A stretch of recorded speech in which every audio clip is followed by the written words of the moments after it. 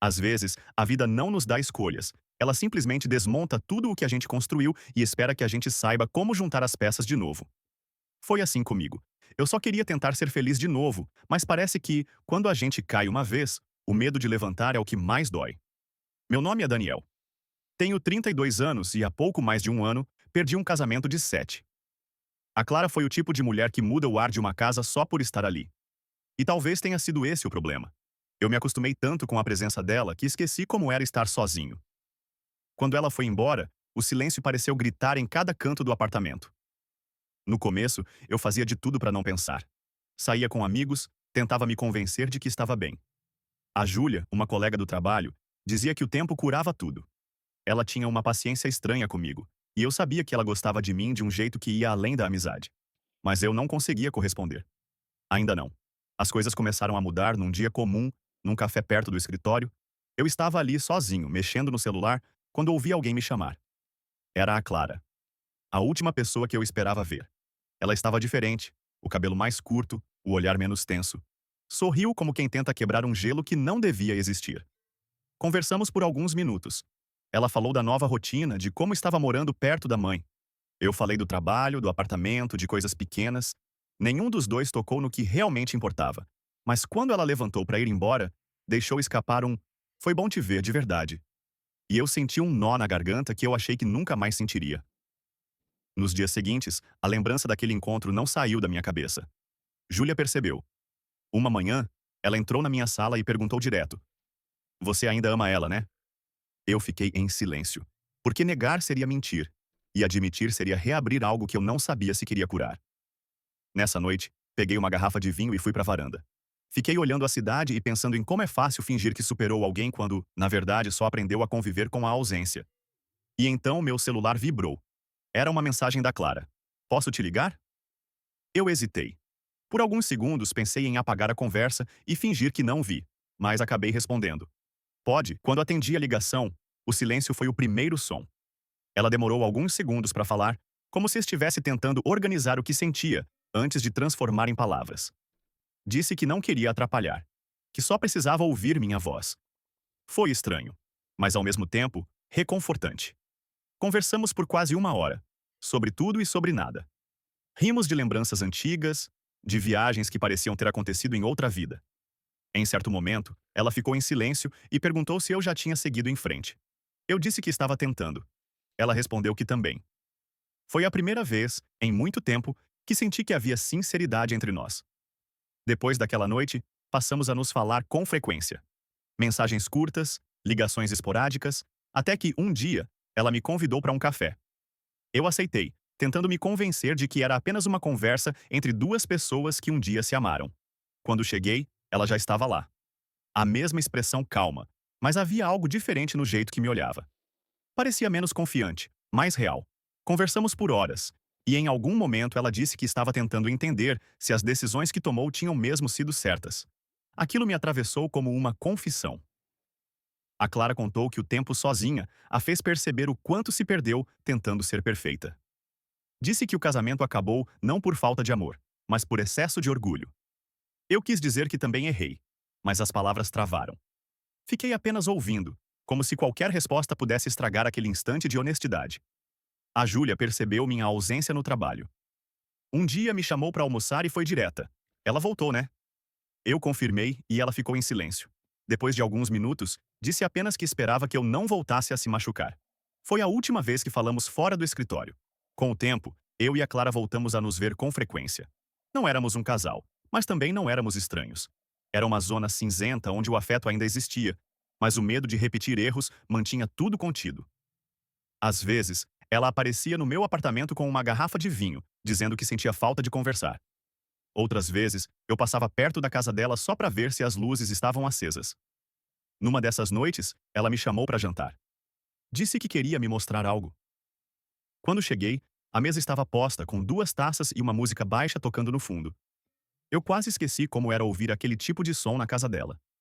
Conversamos sobre o passado, sobre o que fizemos depois do fim e sobre como o tempo parecia ter passado rápido demais. Foi quando ela perguntou se eu achava que duas pessoas podiam amar de novo, do jeito certo, depois de tudo que aconteceu. Eu demorei para responder. Disse que o amor muda, mas não some. Que talvez recomeçar não signifique voltar, e sim aprender a sentir diferente. Ela sorriu, mas o olhar dizia mais do que qualquer palavra. Nos dias seguintes, a rotina começou a parecer leve de novo. Eu acordava animado, ela me mandava mensagens de bom dia e havia algo genuíno ali. Por um tempo, eu acreditei que o destino estava nos dando uma segunda chance. Mas foi numa quarta-feira qualquer que as coisas começaram a mudar. Ela não atendeu minhas ligações. No dia seguinte, mandou uma mensagem curta. Preciso de um tempo. Fiquei sem entender. Tentei ligar, mas ela não respondeu. No fim da semana, decidi ir até a casa dela. Quem abriu a porta foi a mãe dela, Dona Teresa, uma mulher sempre gentil, mas com um olhar cansado. Ela disse que a Clara tinha viajado, que precisava colocar a cabeça no lugar. Eu agradeci, mas saí com um peso no peito que me acompanhou o caminho inteiro. Os dias viraram semanas. O silêncio dela era pior do que qualquer discussão que já tínhamos tido. Júlia percebeu que algo estava errado, mas eu não queria falar. Só depois de quase um mês sem notícias, recebi uma mensagem curta. Podemos conversar? Marcamos de nos encontrar no mesmo café de sempre. Quando ela chegou, percebi que algo estava diferente. Havia lágrimas nos olhos dela antes mesmo de qualquer palavra. Disse que não via sentido em recomeçar algo que, por mais que fosse bonito, sempre acabava machucando. Disse que tentou, mas não conseguia se enxergar de novo naquele nós. Eu ouvi tudo, calado. Não insisti, não pedi para ela ficar. Só perguntei se era isso que ela realmente queria. Ela disse que sim. Nos despedimos ali com um abraço demorado, daqueles que parecem dizer tudo que as palavras não conseguem. Ela foi embora e eu fiquei observando enquanto o carro dela desaparecia na esquina. Nos dias seguintes, percebi que a dor era diferente daquela da primeira vez. Não havia raiva, nem culpa. Só um tipo de aceitação amarga. Eu entendi que, às vezes, recomeçar não é voltar a ser o que era. É finalmente deixar ir o que já não cabe mais. Júlia voltou a falar comigo com o tempo. Disse que o que eu vivi com a Clara talvez nunca fosse se repetir, mas que isso não significava que eu não amaria de novo. Talvez não com a mesma intensidade, mas com mais verdade. Hoje, quando penso em tudo, não sinto arrependimento. Eu precisei tentar de novo para entender que o amor não é feito para dar certo sempre. Ele existe para mostrar o que somos capazes de sentir e o quanto conseguimos recomeçar, mesmo quando parece impossível. Os meses depois da despedida foram silenciosos, mas não vazios. Eu achava que a solidão seria a mesma de antes, fria e pesada, mas dessa vez havia um tipo diferente de calma. Era como se, pela primeira vez em muito tempo, eu conseguisse ouvir meus próprios pensamentos sem medo do que eles diziam. Comecei a preencher os dias com pequenas coisas. Voltei a correr de manhã, algo que fazia antes do casamento.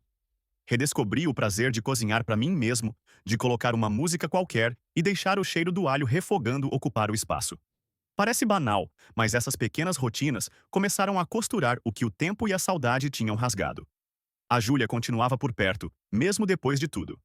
Ela nunca perguntou mais do que eu podia responder. Às vezes, almoçávamos juntos, e ela ouvia em silêncio enquanto eu falava sobre coisas simples, como se o peso de antes tivesse se dissolvido. Acho que ela entendeu, antes mesmo de mim, que o que eu precisava não era de outra pessoa, mas de mim mesmo. Um dia, durante um café, ela disse algo que ficou na minha cabeça.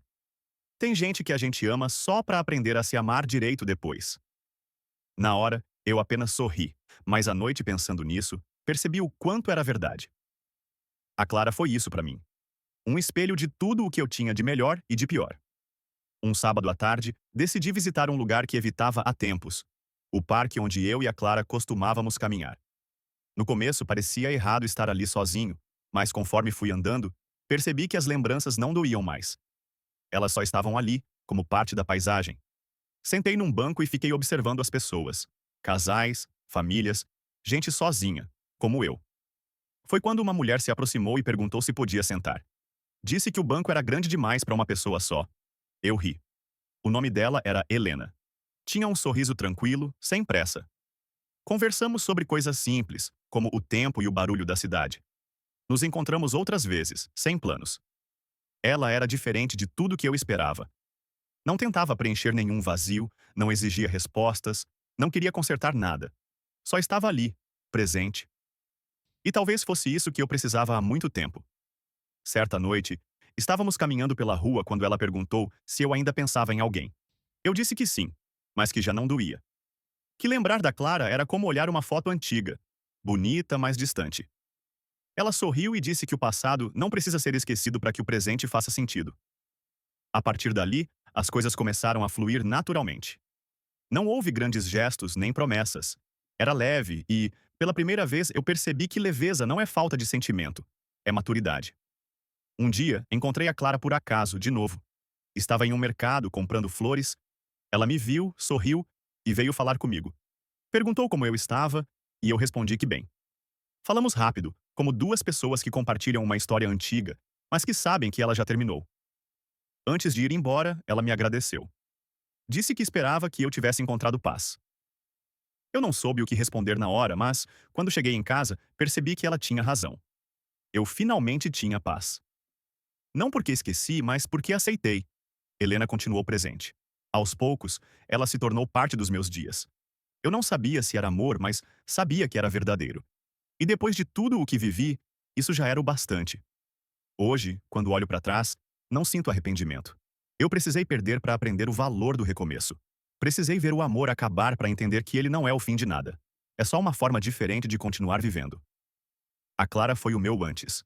A Helena, talvez, o meu agora. Mas o mais importante é que, no meio disso tudo, eu finalmente aprendi a ser o meu próprio durante. A vida tem dessas ironias. Às vezes, ela tira alguém que amamos para devolver, no tempo certo, a versão de nós mesmos que esquecemos lá atrás. E no fim, é isso que o recomeço realmente significa. Não começar de novo com alguém, mas começar de novo com você.